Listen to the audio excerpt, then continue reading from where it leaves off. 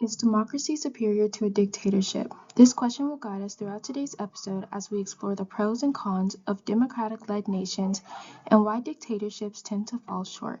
As a quick recap, a dictatorship is a form of government where absolute power is concentrated in the hands of a single leader or a small group. These leaders or groups don't usually abide by any constitution, law, or opposition.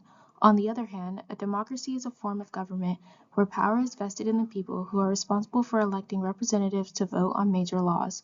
Democracy is also characterized by a majority rule voting process. A simple way we can compare the two governments is by evaluating the pros and cons of each. Starting with the pros, what are the advantages of a democracy? The first pro of democracy is that it yields more human and civil rights. The fact that democracy is on a majority rule basis, there is a greater chance of protecting minority populations under a democracy than a dictatorship. It sounds paradoxical, right? I mean, how exactly does majority rule protect minorities? Well, according to the VDIM Democracy Report of 2024, the world's democracies are substantially better at protecting religious, racial, and political minorities from bias and persecution because those minorities can band together for self-protection. As we observed in previous episodes, minorities under dictatorships are less likely to band together because they have a lot more to lose if they cannot successfully revolt against their government. Another pro of democracy is that it builds stronger relationships amongst friends, family, and peers. This ability to strengthen connections and maintain power in numbers is also referred to as social capital. Conversely, dictatorships often pin people against each other. Those societies have less social capital or drive to band together. Dictatorships thrive on capitalizing on the weak, and if you're fear-mongered every day, told you can't trust your neighbors, family members, or peers, petitioning and inspiring change becomes next to impossible. While democracy upholds a country for longer than dictatorships could, democratic governments aren't perfect.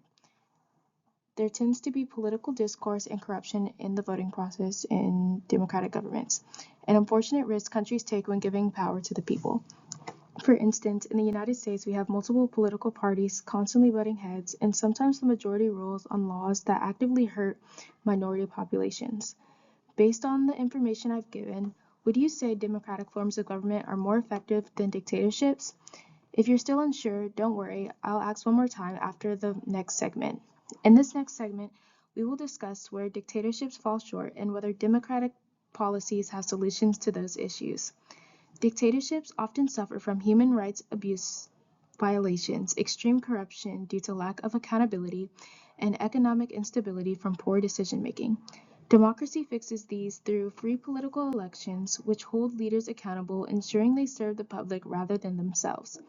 Freedoms outlined in the Constitution protect civil liberties and prevent the repression of minority groups. Furthermore, transparent policy making and a free market foster stability, which replaces the arbitrary decisions of a single ruler. After listening to all this, I wonder what you guys think. Are democracies more effective overall than dictatorships? The resources used in this episode can be found in the video description if you want to fact check anything I've said today, or if you simply want to read more about today's topic. I strongly recommend doing your own research on this topic. That's the end of today's episode. I hope you took something away from it, and I'll see you in the next episode. Until then, I'm Layla. Thank you for tuning in to yet another episode of Cesar.